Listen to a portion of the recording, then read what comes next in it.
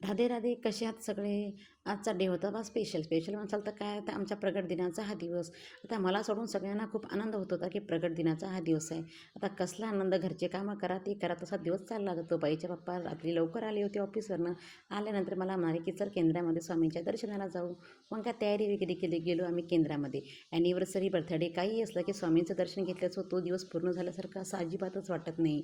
मग काय केंद्रात गेले की स्वामींचे दर्शन घेतलं आणि प्रत्येक आयुष्यातला दिवस आणि सुखाचं समाधानाचं जाऊ दे आणि तुझी कृपा दृष्टी नेहमी पाठीशी असू दे, एवढंच त्यांना मागणं मागितलं.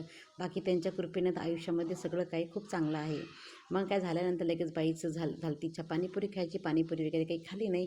आम्ही घेतो तर खस्ते आणि पाणीपुरी पार्सल घरी, कारण की आमचे बाकीचे कार्टून घरी आतुरतेने आमची वाट बघत होते. मग काही पाणीपुरी आणि खस्ते पार्सल घेतलं की बाईचा लगेच नादा सुरू झाला की मला इथं बसूनच खायचं. आता घरी आल्या त्याची बहीण तिला काही दिसली नाही, कारण की गौरी गेली होती काका आणि काकूसोबत केक आणण्यासाठी. तिचं म्हणणं होतं की मला घेऊन गेली नाही, एकटेच चालली गेली. आता पप्पापाशी तिचा ड्रामा सुरू झाला होता. आणि हे आमच्या गल्लीत ते चिल्लर पार्टी आतुरतेनं वाट बघत होतं, काकूच्या बड्डेचा केक कधी येणार आणि कधी खाणार. मग काय असं वाटत होतं की लहानपणीचे दिवस आठवले, 5 वर्षाची मुलगी झाल्यासारखं वाटलं, कारण की हे गेस्ट स्पेशली माझ्या बड्डेसाठी आलेले होते. खरंच खूप छान वाटलं. माझ्या चिमुकलीनेही माझं औक्षण केलं. खरंच म्हणतात ना, मुलगी ही आपल्या आईसाठी दुसरी आई असते. छानपैकी औक्षण केल्यानंतर केक वगैरे कटिंग केला आणि चिल्लर पार्टीला केक दिला.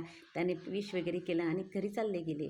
बाईने माझ्यासाठी तिच्या हातानं गौरीनं ग्रीटिंग कार्ड बनवलं होतं. हे प्रत्येक आईसाठी खूप स्पेशल आणि महत्त्वाचं गिफ्ट होतं. तिचे प्रत्येक वर्षीची ग्रीटिंग बनवलेली मी सांभाळून ठेवत असते.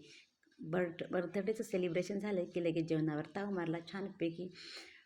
भाज्या वगैरे पार्सल आणल्या होत्या. काय बाहेर जाण्याचा काही मूड नव्हता. सगळ्यांनी जेवण केलं. असा होता कालचा बड्डेचा ब्लॉग. कसा वाटला नक्की सांगा. टाटा.